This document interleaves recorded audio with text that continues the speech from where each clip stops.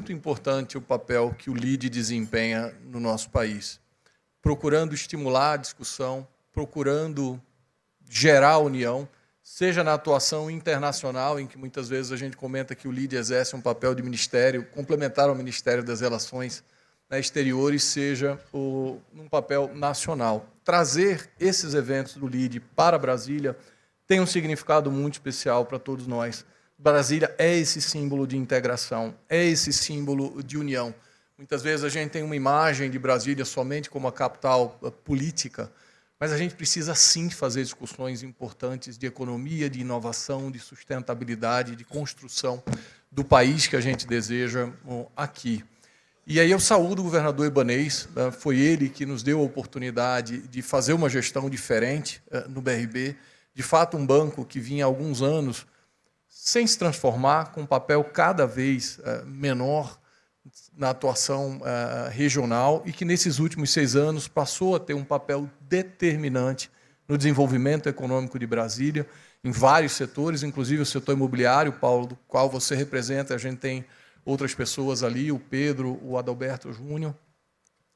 Essa mudança de papel do BRB, na minha visão, serve de fato de exemplo para todo o país. Não só o exemplo dos limites da atuação da política e da diferença que uma boa gestão, produtividade e inovação podem impactar, mas também sobre a necessidade da atuação efetiva e ativa dos bancos públicos. O nosso papel, previsto na Constituição, vai muito além do papel de gerar um resultado econômico.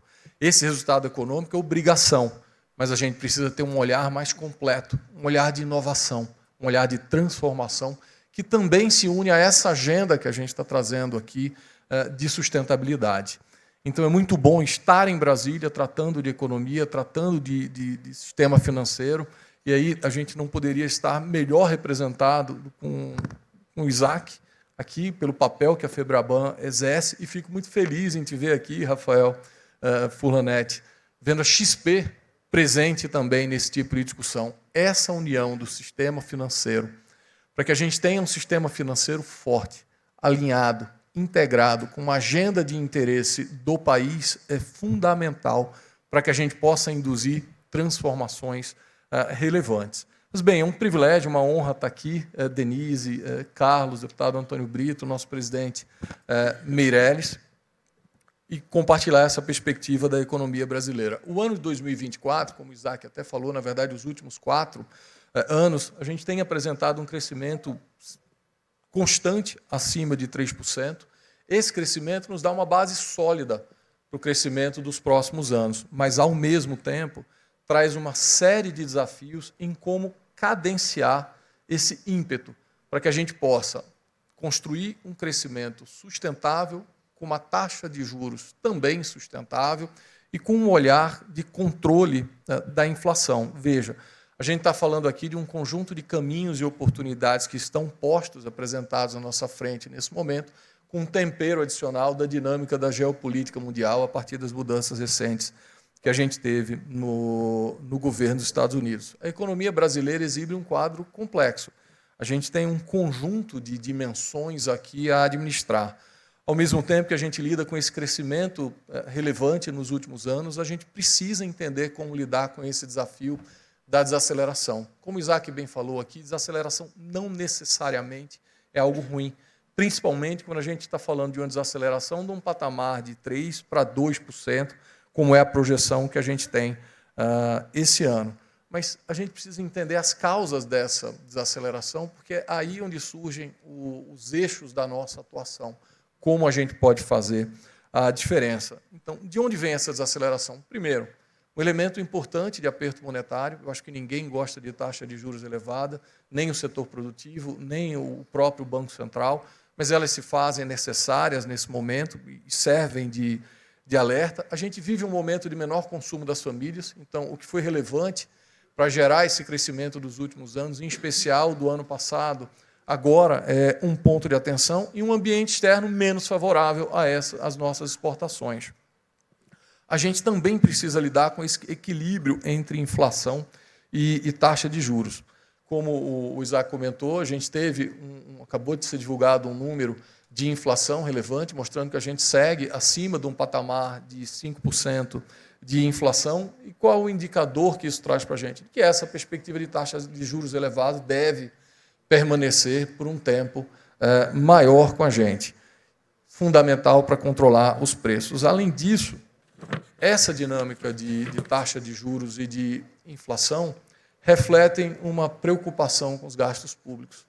Tanto que se tem discutido nesses últimos meses, em especial no ano passado e no ano anterior, não dá mais para a gente conviver com esse patamar de gastos públicos. O próprio Paulo Otávio comentou há pouco, nosso ex-governador, sobre isso aqui. Nós precisamos encontrar um outro modelo de atuação pública que não seja estritamente pelo financiamento de programas sociais, sem que a gente tenha uma clareza do benefício disso no futuro, sem que isso seja um caminho sustentado para que gere uma reinserção dessas pessoas no mercado de trabalho, que essa reinserção vire ganho de produtividade, que ao falarmos de ganho de produtividade, a gente tenha um olhar atento à necessidade da educação, da mudança de educação. Quantos de nós, no dia a dia, não estamos passando por desafios relativos à mão de obra?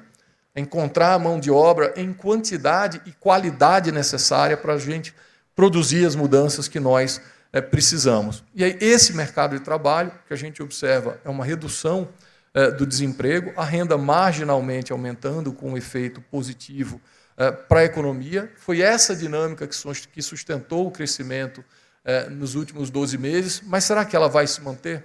E será que ela está equilibrada e uniforme em todas as regiões, em todos os setores da economia?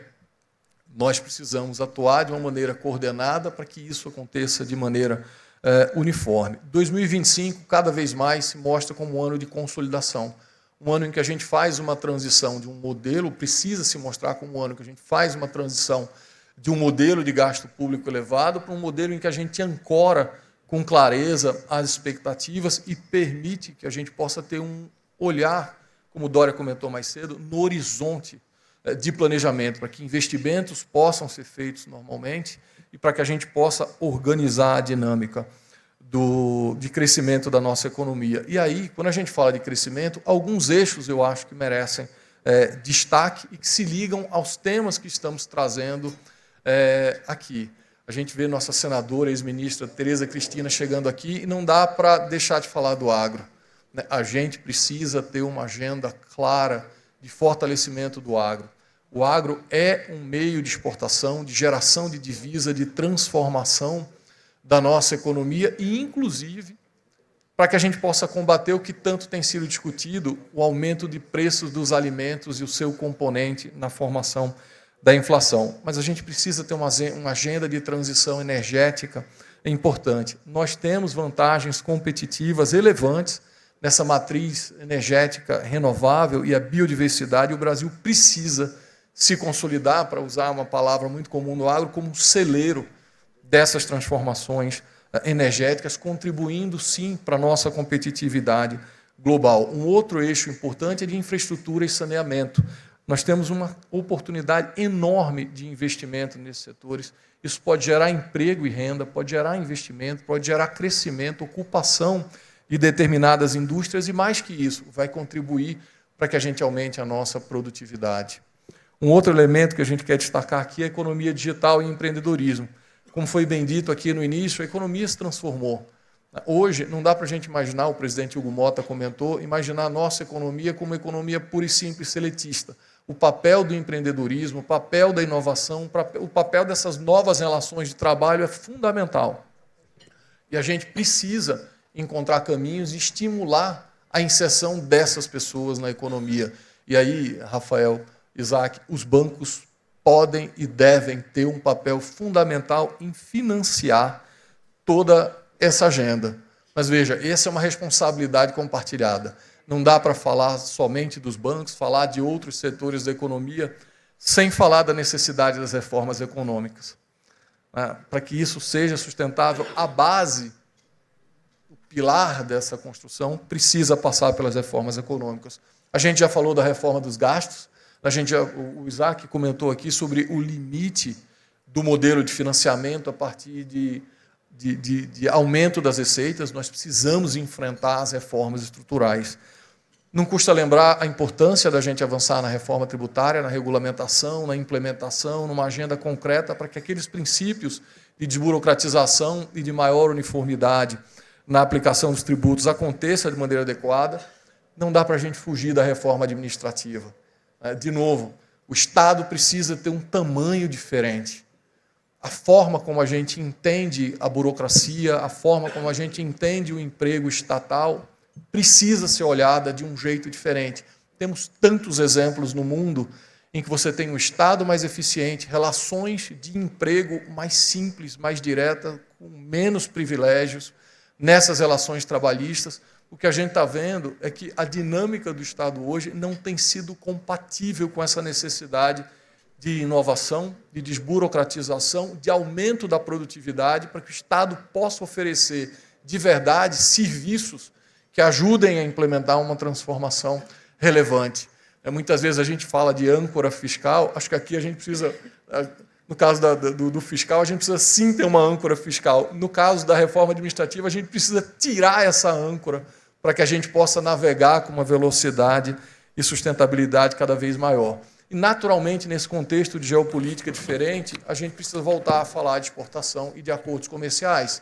O mundo mudou, a necessidade de se adaptar aumentou, nós precisamos reconstruir as pontes ou construir novas pontes necessárias para que a gente consiga se inserir nesse contexto novo. Não adianta lutar contra ele, não adianta simplesmente espernear. Acho que a nossa agenda aqui precisa ser uma agenda pragmática de lidar com esse novo contexto e saber como o Brasil pode participar ativamente das oportunidades que estão postas.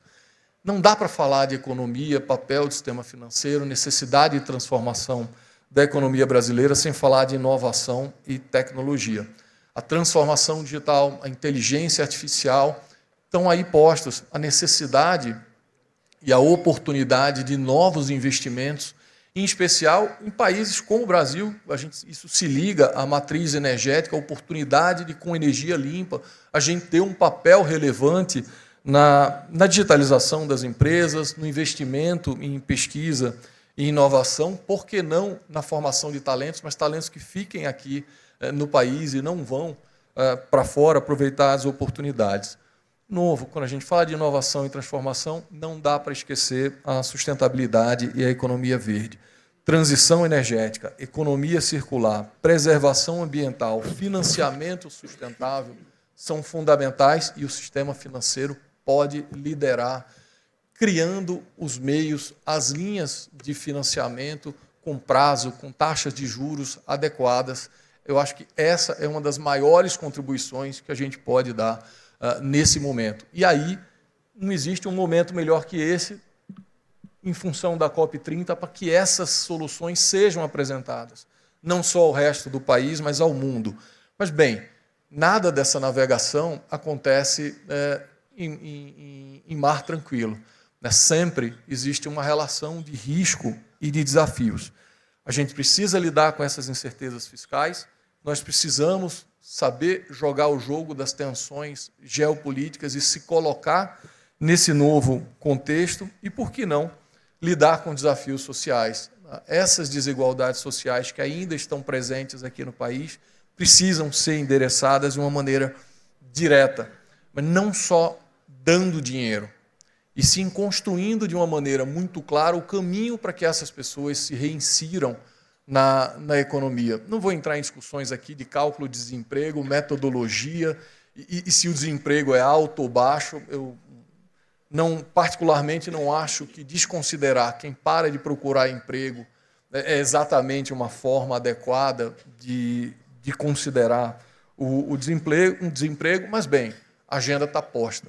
Como foi colocado aqui pelo Isaac também mais cedo, a gente precisa resolver o que a gente quer fazer. E isso aqui é uma chamada à ação. A gente tem um cenário de oportunidades, desafios, mas nós podemos sim aproveitar o potencial e as condições diferenciadas que o Brasil tem. Nós precisamos avançar nas reformas, avançar na inovação tecnológica com sustentabilidade ambiental e, como foi bem dito aqui, um compromisso de todos com essa transformação do nosso país. O sistema financeiro nacional e cada uma das instituições tem uma condição de dar uma contribuição bastante relevante, sob a articulação da própria FEBRABAN. Nos cabe arregaçar as mangas e avançar com essa nova regra do jogo que está posta. Muito obrigado a todos pela atenção. Um bom dia. Obrigada, Paulo Henrique.